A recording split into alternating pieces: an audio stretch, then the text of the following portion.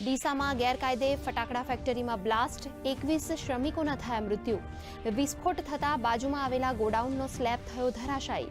આગમાં દાઝેલા અને ઈજાગ્રસ્તોની હોસ્પિટલમાં ચાલી રહી છે સારવાર.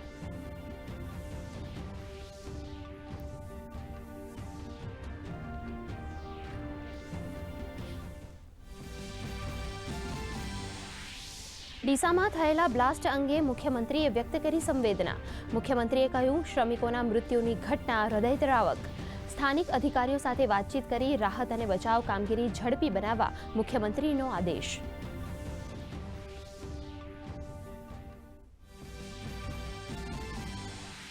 તો આરોગ્ય મંત્રી ઋષિકેશ પટેલે કહ્યું, સેફટીનો અભાવ હતો. લોભ અને લાલચના પગલે આ ઘટના બની છે. હાલ 2 લોકોની અટકાયત કરાઈ છે. જવાબદાર લોકો સામે કાયદેસરની કાર્યવાહી કરાશે.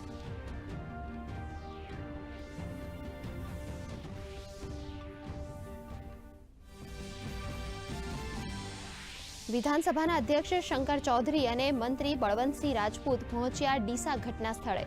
પીડિતના પરિજનોને પાઠવી સાંત્વના. ગમગીની ભર્યા માહોલમાં પોલીસ અને પરિવારજનોએ મૃતકોની ઓળખની કરી રહ્યા છે કામગીરી.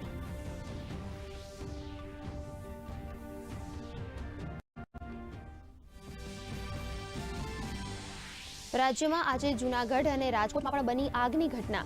જૂનાગઢમાં GIDC 1 વિસ્તારમાં બારદાનાના ગોડાઉનમાં લાગી આગની ઘટના. તો રાજકોટના નવાગામમાં પણ સાબુ બનાવતી કંપનીમાં લાગી ભીષણ આગ.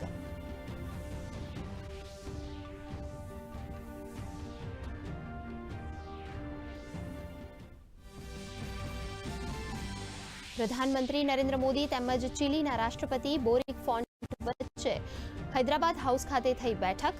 બંને દેશોના સંબંધોનો વ્યાપ વધારતી મહત્વની સમજૂતીઓ પર થયા હસ્તાક્ષર.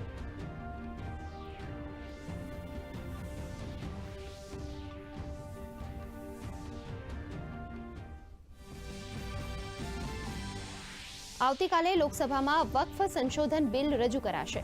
લોકસભાના સ્પીકર ઓમ બિરલાએ આ અંગે ચર્ચા માટે 8 કલાકનો ફાળવ્યો સમય. તો ભાજપે સાંસદો માટે જાહેર કર્યું વ્હીપ.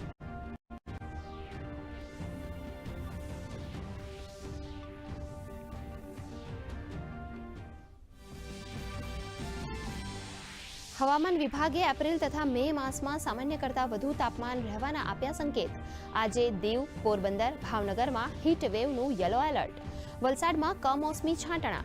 કડાકા ભડાકા સાથે માવઠાની આગાહીથી ધરતીપુત્રો ચિંતામાં.